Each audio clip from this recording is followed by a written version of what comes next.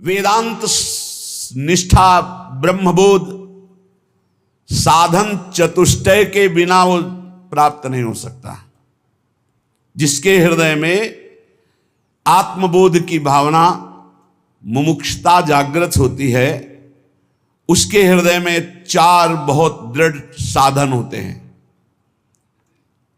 लोक परलोक के भोगों से वैराग्य, बहुत कठिन बात है, बहुत कठिन। मृत्युलोक के भोगों से ही वैराग्य होना, आप देख लो क्या स्थिति है। अगर लोक परलोक के भोगों से वैराग्य नहीं तो ज्ञान की बातें बघार सकता है, ज्ञानी नहीं हो सकता, ब्रह्मबोध नहीं हो सकता।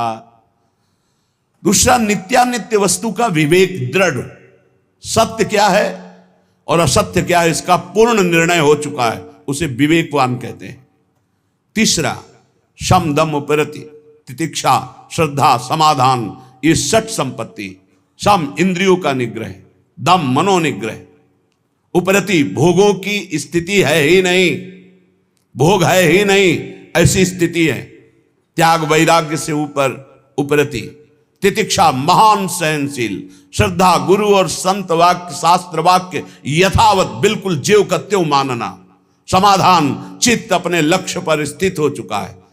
और चौथा, मुमुक्षता, घोर मुमुक्षता, कैसे ब्रह्मबोध हो, भारी व्याकुलता। ये चार साधन चतुष्टय जब होते तब ज्ञान की प्राप्ति होती है। और प्रेम इससे ऊपर की बात है।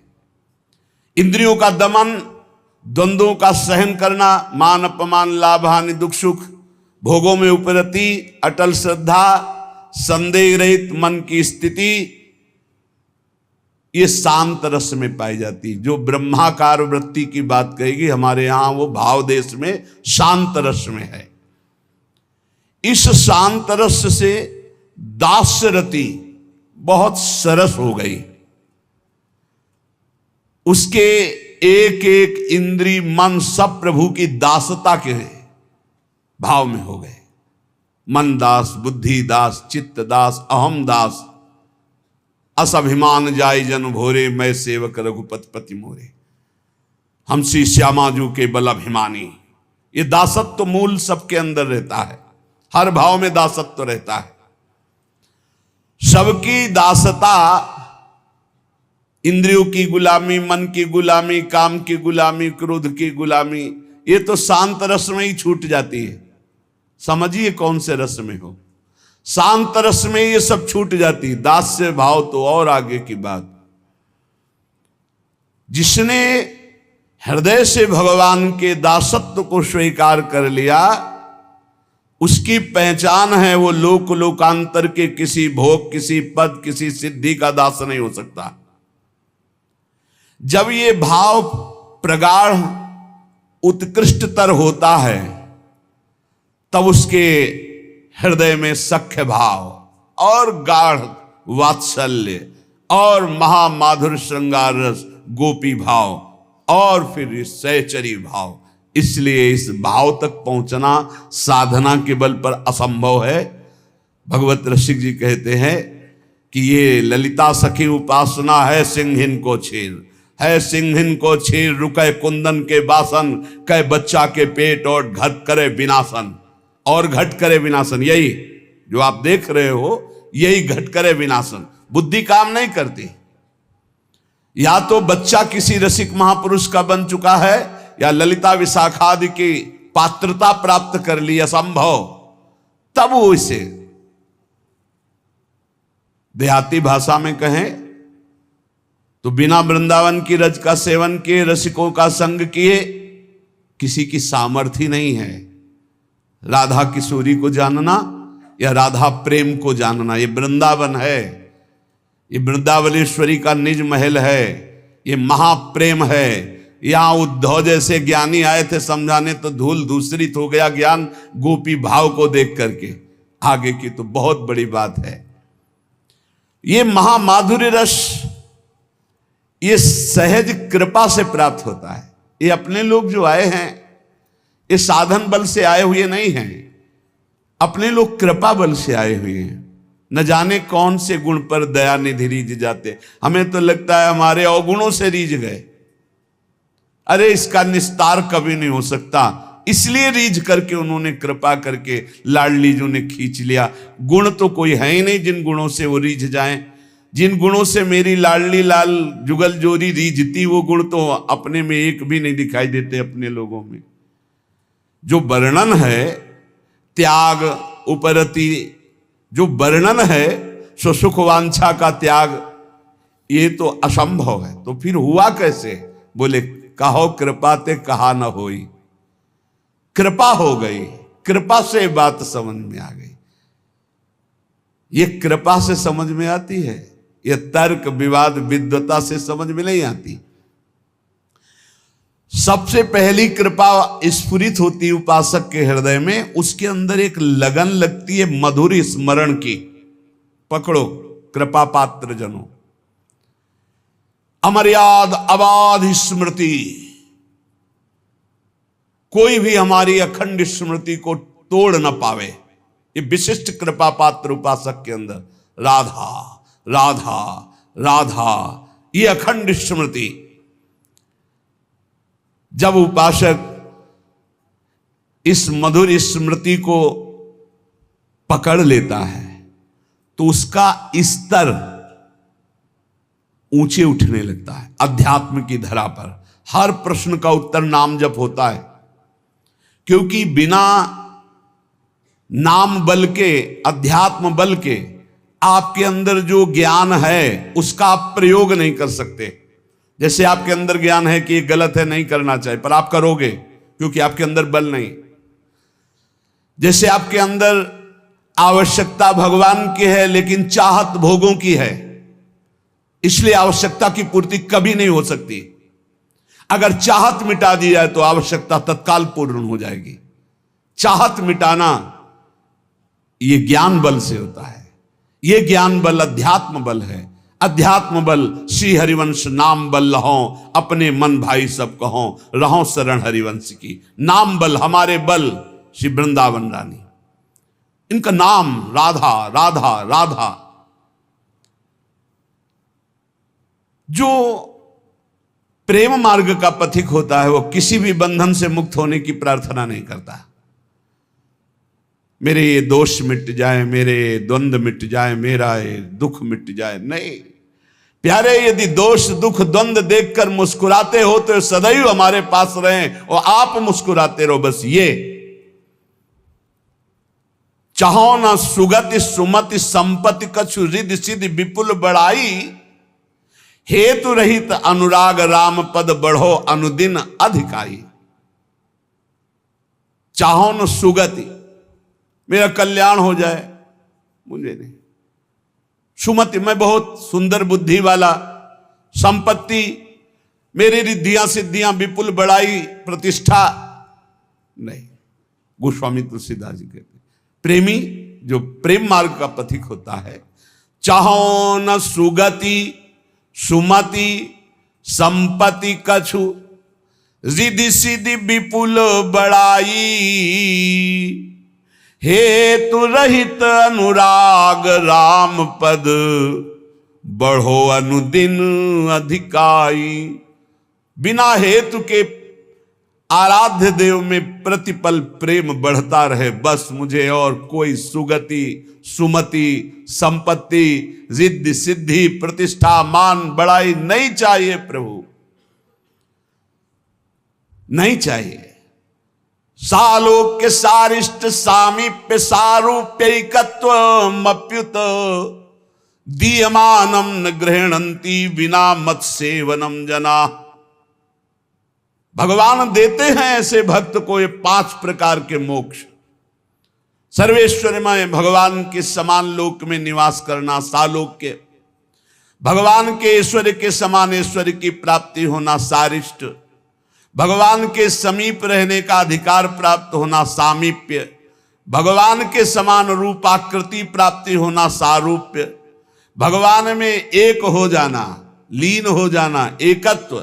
5 प्रकार के मोक्ष देने पर भी प्रेमी भक्त इनको स्वीकार नहीं करता, औरों की तो बात जाने दो।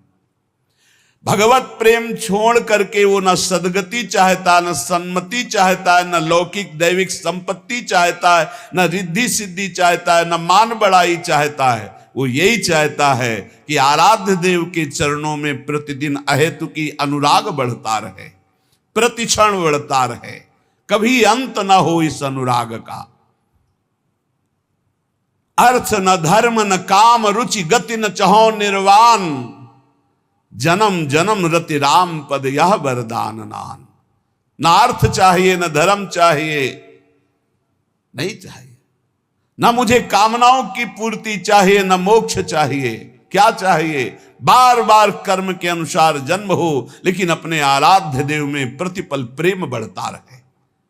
ये प्रेमी हृदय जन्म जन्म में मेरी रति मेरे आराध्य देव के चरणों में हो, जन्म से ही मैं उनकी अनुराग वृत्ति धारण करके सदैव उनका लीला गुणगान करता हुआ जन्म व्यतीत करूं। भक्तवर प्रहलाद जी भगवान से कह रहे, नाथ योनि सहस्त्रेषु येषु येषु ब्रजाम्यहम् तेषु तेषु चला भक्ति रच्युतास्तु सदा त्वयि। प्रभु, मैं आपसे ये नहीं मांगता कि मेरा अब जन्म न हो, मैं मांगता हूं कि कर्म के अनुसार हजारों हजारों योनियों में जन्म हो, मुझे इसकी परवाह नहीं, पर जिस जिस योनि में जाऊं तुम्हारी अचला भक्ति हो। हरिवंश महाप्रभु कहते हैं, यत्र यत्र मम जन्म कर्म भिन्नार के परमे पदे अथवा राधिका रति निकुंज मंडली तत्र तत्र हृदय में विराजता। जहां जहां मेरे कर्म के अनुसार जन्म हो, चाहे नारकी योनियों में चाहे परम पद में, मुझे इसकी कोई परवाह नहीं। हे मेरी लाडली, अपनी सहचरियों के साथ, लालजू के साथ हमारे हृदय में सदैव खेलती रहो। जहां मनावे वहां जन्म दो, जहां मनावे वहां भेज दो, मुझे कोई परवाह नहीं। जा राखो ता रहो, मान सुख राशि है। क्या चिंता, क्या परवाह अलवेली सरकार की शरण में। प्रेमावतार महाप्रभु गौरांग देव चैतन्य देव जी कह रहे हैं, न धनम न जनम न सुंदरीम कविताम वा जगदीश कामये मम जन्मन जन्मनीश्वरे भवताद भक्ति रहे तुकी त्वयि। प्रभु, मुझे धन नहीं चाहिए, मुझे परिवार सुख नहीं चाहिए, मुझे सुंदरी स्त्री नहीं चाहिए, मुझे कविता काव्य शक्ति नहीं चाहिए। हे जगदीश, हे मेरे श्री कृष्ण, बार बार जन्म हो कर्म के अनुसार, पर आपकी अहेतु की भक्ति से युक्त हो। धन जन कविता सुंदरी चहो न मैं जगदीश, बनी रहे प्रति जन्म में भक्ति अहेतु की। यही जोनि जन्मो कर्म बस, राम पद अनुराग हो। ये हमें क्या चिंता। इस परम प्रेम स्वरूपा भक्ति मार्ग में जिस साधक को ये मार्ग मिल जाता है, वो अनन्य हो जाता है, उसकी पहचान है। जिस साधक को ये प्रेम भक्ति का मार्ग मिलता है, उसमें अनन्यता आ जाती है।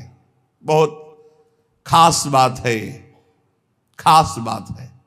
बने तो रघुबर ते बने, और बिगड़े तो भरपूर, तुलसी और अंते बने ताबन बे पे धूर। एक बार श्री सूरदास जी महाराज और महामहिम गोस्वामी तुलसीदास जी महाराज मिले। दोनों हरि के अनन्य भक्त, दोनों पहुंचे हुए महापुरुष। विनोद हुआ। गोस्वामी जी से श्री सूरदास जी ने कहा, आपके प्रभु श्री राम तो द्वादश कलाओं से युक्त है और मेरे श्री कृष्ण षोडश कलाओं से युक्त है। अच्छा, मेरे प्रभु द्वादश कलाओं से? मैं तो सिर्फ अपने राम को राम मान करके, किसी कला या किसी गुण या किसी महिमा मान करके मैं नहीं, मेरे राम सिर्फ मेरे राम है। मैं तो दशरथ नंदन राम का सेवक हूं। बस आपने बताया द्वादश कला, ओहो, आज तो और हमारी छाती चौड़ी। वहां नहीं गई, षोडश कला पे बुद्धि नहीं गई। अपने इष्ट से अलग चिंतन ही नहीं हो सकता, चाहे जितना आप कहो। एक भरोसो एक बल एक आस विश्वास, एक राम घनश्याम हित, चातक तुलसीदास। चातक, चातक का प्रेम अनन्यता का उदाहरण है। कह रहे हैं कि गोस्वामी तुलसीदास जी जैसे कह रहे हैं चातक तुलसीदास, ऐसे प्रेमी उपासक का चित्त अपने इष्ट पे अनन्य हो जाता है।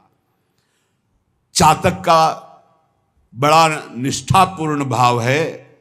बरसते हुए मेघ के स्वाति बूंद 12 महीना पी पी पी पुकारता रहता है अपने प्रीतम मेघ को।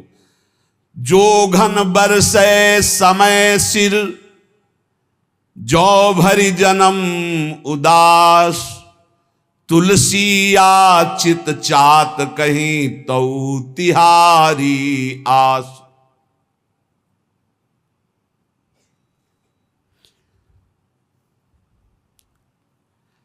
चातक केवल एक मेघ से स्वाति बूंद चाहता है, वो दूसरे की तरफ ताकता नहीं। प्यासा मर जाए दूसरे जल में चोंच नहीं डालेगा।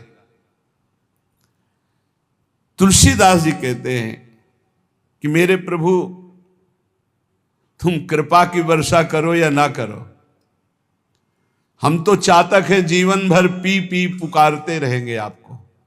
यही भक्ति है, यही स्वरूप है, यही निश्चिंतता है, यही बेपरवाही, यही एकांतिक प्रेम है हमारा।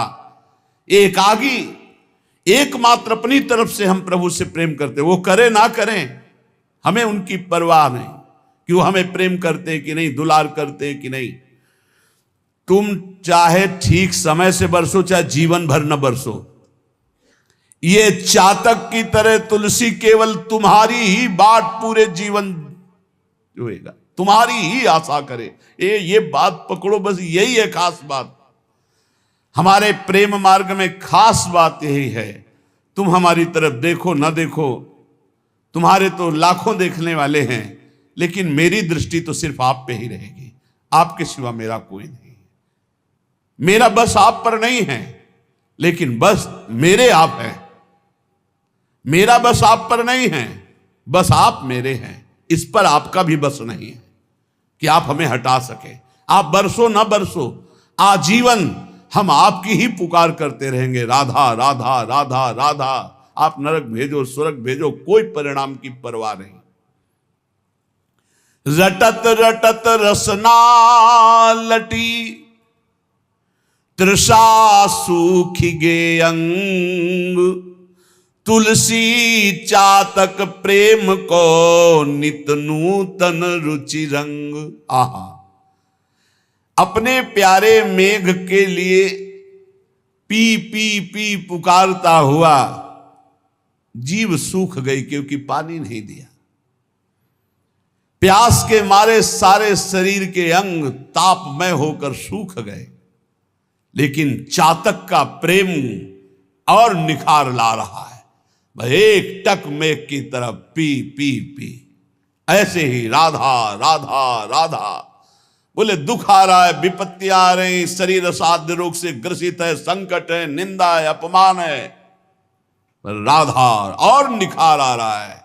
और कर लो जितना आपको दुख देना है, जितना विपत्ति देना है, हम आपको छोड़ नहीं सकते, चाहे जितना ठुकराओ। राधा राधा राधा। ऐसा उपासक अजित भगवान को जीत लेता है, प्रियालाल को अधीन कर लेता है।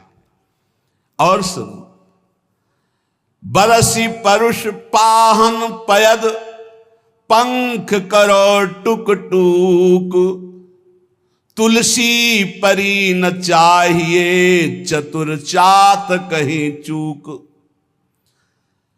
वर्षा तो नहीं, पी पी पुकारता हुआ चातक मेघ की तरफ देख रहा है। ओले और बरसा दिए, ओले। चातक के पंख टूक टूक हो गए, पर वो उसके मुख से इतना ही निकल रहा है, पी पी पी। बोले ऐसे ही चाहे भीषण कष्ट दो, विपत्ति दो, निंदा करवाओ, अपमान करवाओ, हमारे प्रेमपण में कभी चूक नहीं होगी। यही निकलेगा, राधा राधा राधा।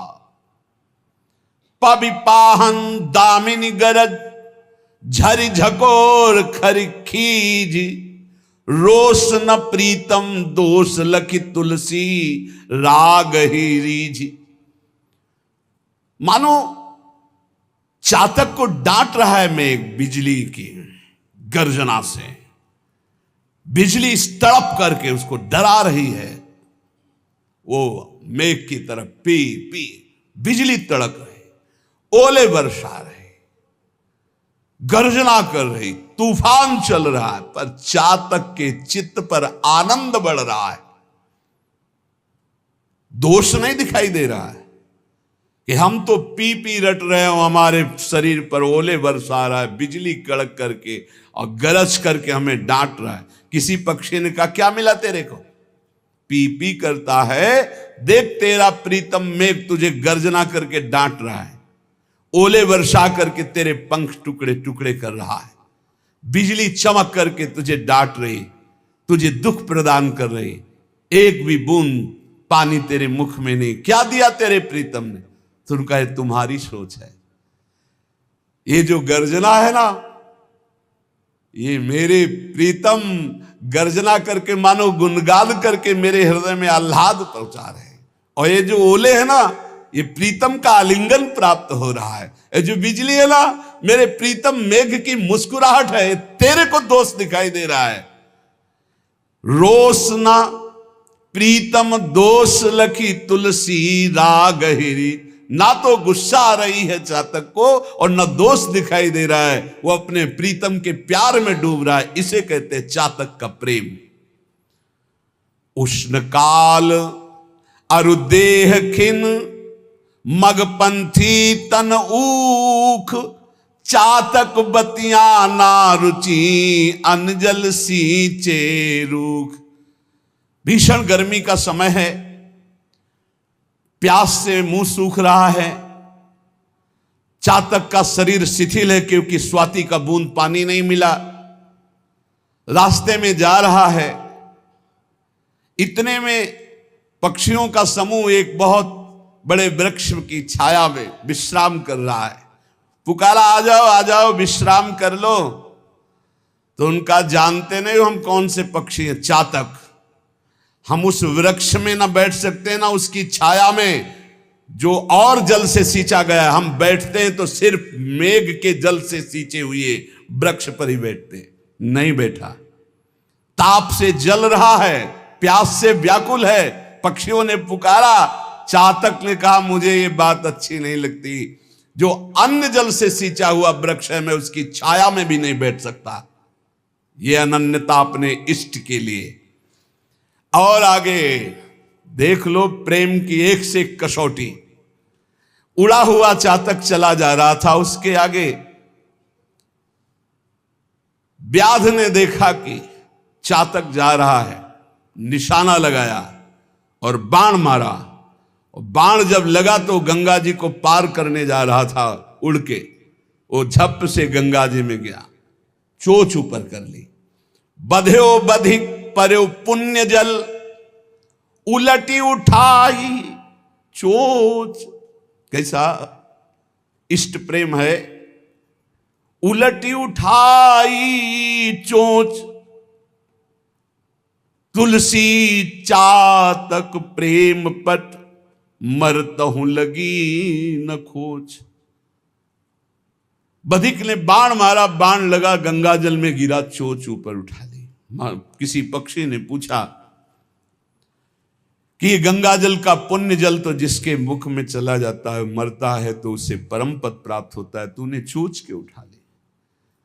बोले मैं मेघ से प्यार करता हूं, सिर्फ स्वाति बूंद मेघ से बरसाया हुआ लेता हूं, मरते दम कहीं मेरी आन पर, मेरे प्राण पर, मेरे प्रेम पर कलंक न लग जाए, इसलिए चोच उठा ली। मरते दम तक गंगा जी का एक बूंद नहीं जाने दूंगा, और जब मर जाऊंगा तो बात अलग है। जीते जी कभी स्वाति के बूंद के सिवा चातक की चोच में और कोई जल नहीं आ सकता।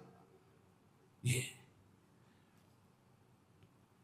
चढ़त न चातक चित कबहू, प्रिय पयोद के दोष, तुलसी प्रेम पयोदि है, ताते नाप न जोख। चातक प्रेमी है। चातक के चित्त में कभी प्रीतम मेघ के प्रति रोष या दोष नहीं आया कि मैं तुम्हें इतना प्यार करता हूं और तुम इतना कठोर व्यवहार करते हो, मर गया पर पानी तूने नहीं पिलाया। चातक का प्रेम अगाध समुद्र है, इसीलिए माप तौल कोई नहीं कर सकता। ऐसे ही इष्ट प्रेमी महाभागवत जन होते हैं। प्रेम में समर्पण ही समर्पण है।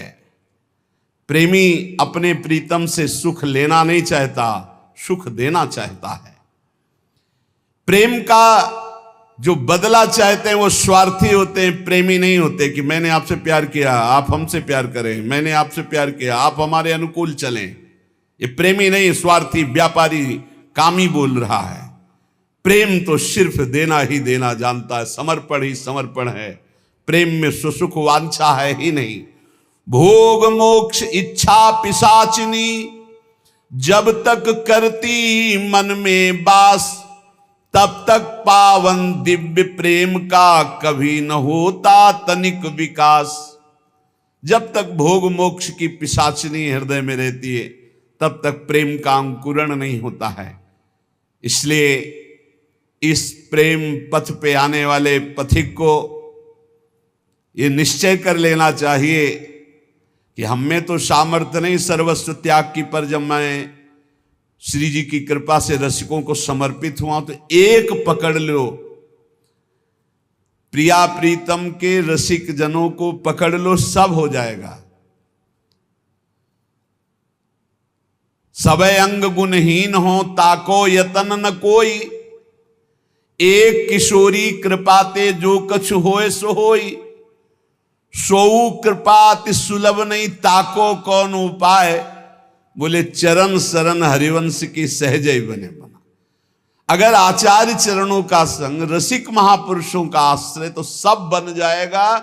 तुम पीछे सुना, कैसे हो तुम इस बात पर प्रश्न नहीं, किनके हो तुम इस पर कलंक न लग जाए।